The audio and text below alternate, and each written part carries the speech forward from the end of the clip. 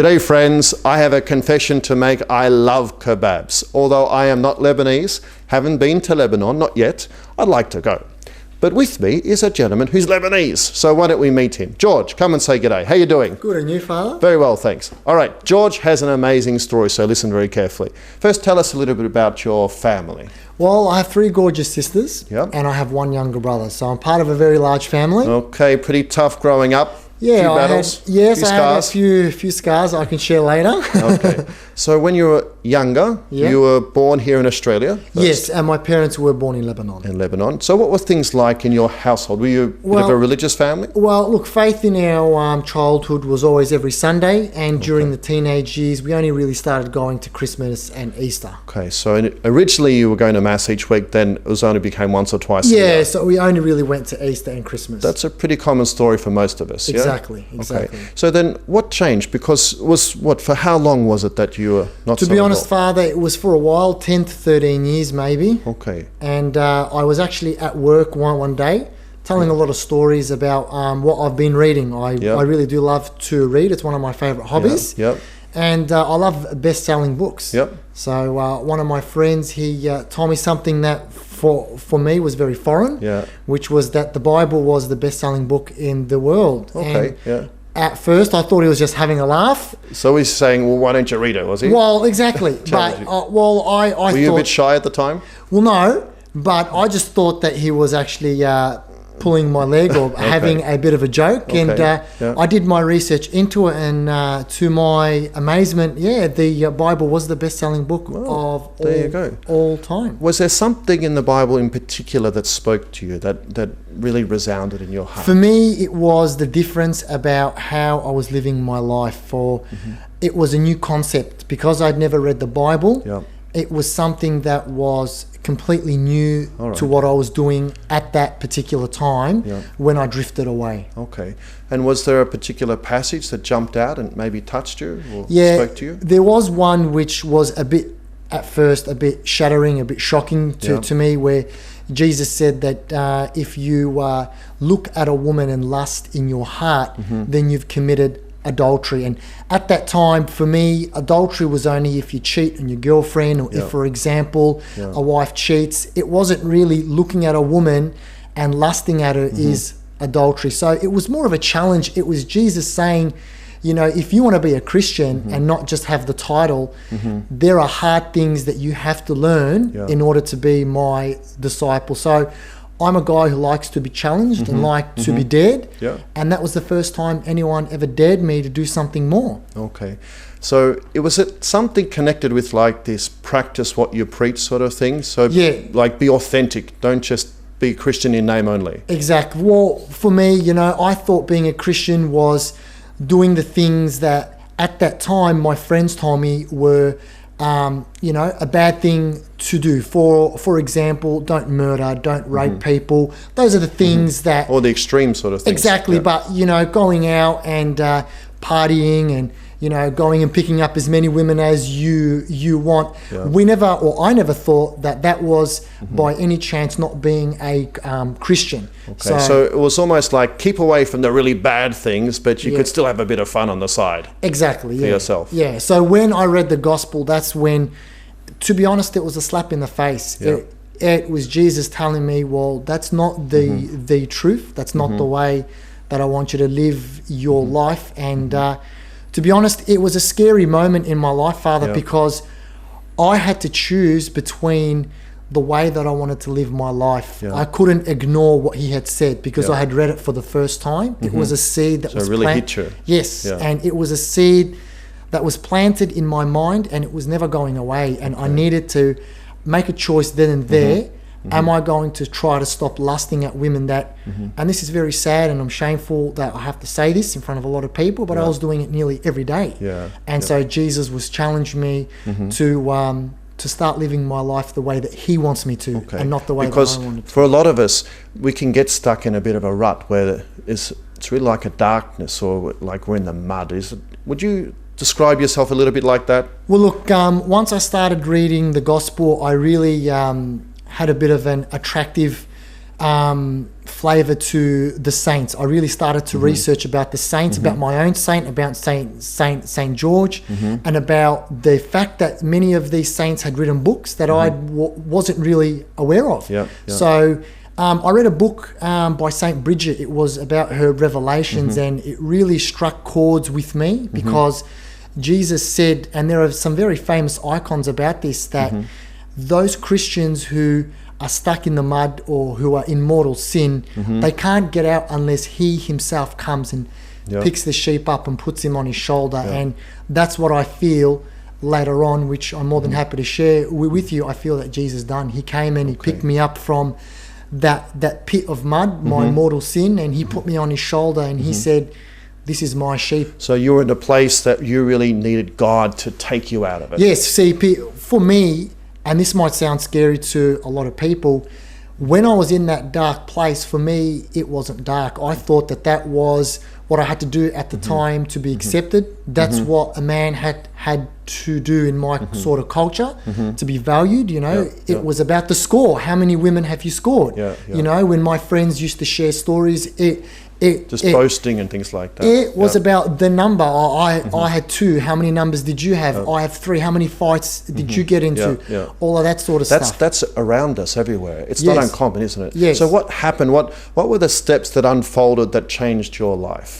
Well, for me, when I started to meet a new girl by the name of Sherry, I was around 22, and I met her in a bar. We started to speak about our faith because she was actually going to church more frequently than I was. I was only going every Easter and Christmas. And that kind of challenged me. It pricked my conscience, you can say. It kind of got me out of my balloon that I was in. And it kind of got me out of my comfort zone to say, why aren't you going to church every Sunday? And for the first time, I didn't really have an answer. And, you know, I was a very prideful guy. I always had an answer for everything. And so when I asked myself the question, why aren't you going to church on Sunday?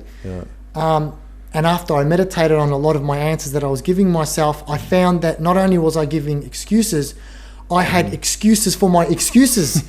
And it kind of made me feel a bit regretful that I wasn't going and being the person that I knew deep in my heart Jesus wanted me. Okay, so how did you get connected with God once again? What is it that you opened your heart to? For me, it was the rosary, believe it or not.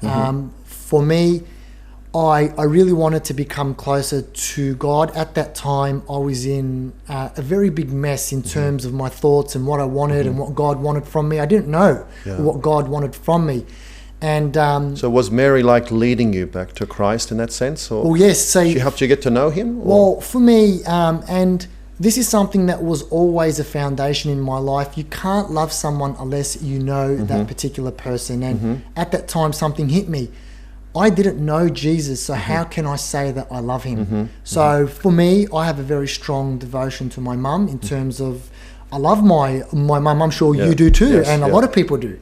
So for me, it was very easy if, you know, Jesus loved his mum and his mum knew Jesus' life and knew his death. And followed him closely. And she was there on all the most important aspects of his life. Well, I wanted to see from her perception what that was. I wanted to learn God from knowing the events in his life from her eyes, and I think that that's something that everyone wants to kind of know. So from. Our Lady, the Blessed Mother, through her own example and through your considering how she followed Christ, she led you back to him, and then at some stage you had to take a step towards being reconciled with Christ through the church. So so that would have brought you to the sacraments, and then what happened then? Well, for me, I was praying the rosary, but I kept on falling into bigger sins, and I was feeling very angry, not only with God, but with myself. I was, you know, praying and telling him, you know, you got me to read the Bible, you've got me to start praying the rosary. Why aren't you helping me not to stop sinning? I'm falling into the same bad sins that I know that you don't want me to do. And I felt this urge to go to confession, and I Okay. never went to confession for 13 Yeah, years. that's pretty tough for some of us to go to confession. Yes. 13 years is a long time, so you were a Yes. bit rusty, yeah? Yes, so Okay. look, my mother-in-law at the time, she had a brochure of Divine Mercy, which I Okay. didn't know or hadn't have a clue of what it was Yes. or what it was preached about. Yeah, And yeah. after learning a bit about the Divine Mercy message, I read something which they say was a quote from Jesus, the Saint Faustina, I think yep. her name is, where he said something along the lines of, and pardon me, Father, I can't say it word That's right, you do your best. for word. He said something along the lines that on that day, which is the octave day, Yeah. the 8th day That's after, the Sunday after Easter Sunday, Yes. the Divine Mercy Sunday, yeah? he said something along the lines of where the floodgates of my mercy Mm-hmm. are going to be opened. And for me, I needed to go onto a day where that was going to happen, Okay, because so it gave you great confidence to approach God. I was a great sinner, Father, so Yeah. I needed great mercy. And Okay. when he said the words great mercy, I'm like, well, that's what I Okay. needed to. So you went to confession and you spoke completely openly from your heart to give God your sin Yes. and to ask for his forgiveness. And then what happened after? Well, for me, which was something very shocking, a lot of people might not think that this actually happened, but my mum is a witness to this story where around 3 days afterwards, I felt a very strange feeling in my chest that I'd never felt before in my whole life. And I told my mum, and my mum asked me what a mum would ask over a cup of coffee. You know, Yeah. did you do gym on the weekend? Oh, well, I said no. And she said, well, tell me about the events of your weekend. What was the feeling? You said, was it a heaviness or a lightness? What To be was- honest, I always used to feel a normal feeling on my chest, but now that normal feeling was gone and I felt lighter. So I felt lighter in my chest. It's hard to explain, Father, Right, yeah. but I felt that my chest was lighter. All right. And when I told my mum and she asked me, what did you do on the weekend? And I said to her that I'd went to confession. Okay. That's when she said to me that God had granted me peace. And as ignorant as it may sound, I didn't really realize it at the time that when Jesus said, come to me all who are burdened and I shall give you rest, Yeah, yeah. he fulfilled his words Yeah. in real time. So you've to been me. carrying all of this mess, all of the sin and all Yeah. the pain in your heart.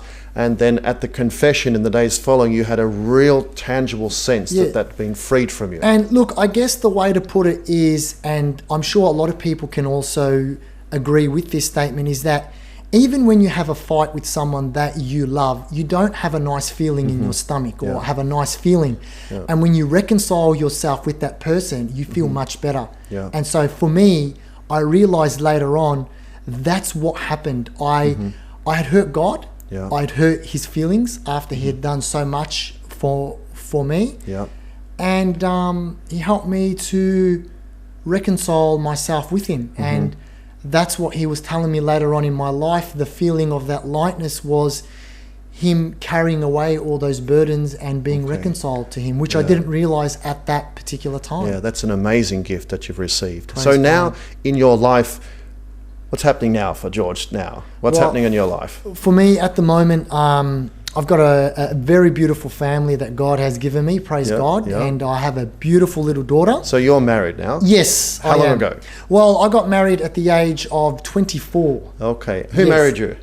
You did, Father. That's right. Just a test to make sure I didn't forget. Yes, And now you have a child? I do. I have a beautiful child. She turned one last week on my Okay. mum's birthday. Oh, that's so they beautiful. share the same birthday. So now you're receiving amazing blessings, yeah? Yes. But you've come from a place that seemed very distant from God, and you've gone through these steps not without a huge fight, That's right. all right? And a lot of resisting and a lot of fumbling and getting up and falling down and going forward and taking 2 steps backwards. That's right. But now you're in a place where you can stop and look back and see all that God's done for you.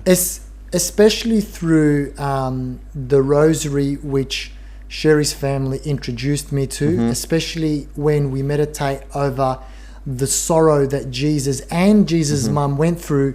It kind of humbles me to realize that I need to get out of my own world and realize that God did actually suffer. Yeah.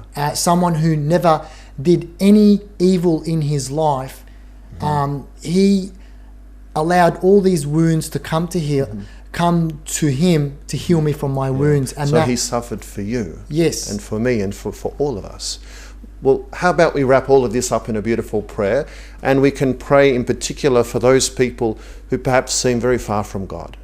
So we lift up to you, Lord, now those who perhaps do dwell in the shadow of darkness, who are ashamed of what they have seen and what they have done, those who carry a great burden in their heart and maybe feel afraid to approach you.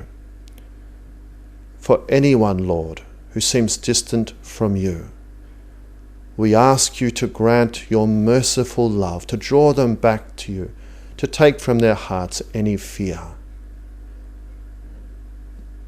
And through the prayers of Mother Mary, we entrust these ones, all those who are struggling, to God. We make this prayer through Christ our Lord. Amen. Amen. George, it was a pleasure to chat to you. Father. And hopefully we'll have a chance to make a visit to Lebanon together one time. Praise God. That'll be good. Take Thank care, you, brother. Father. See you Thank you. later. Ciao.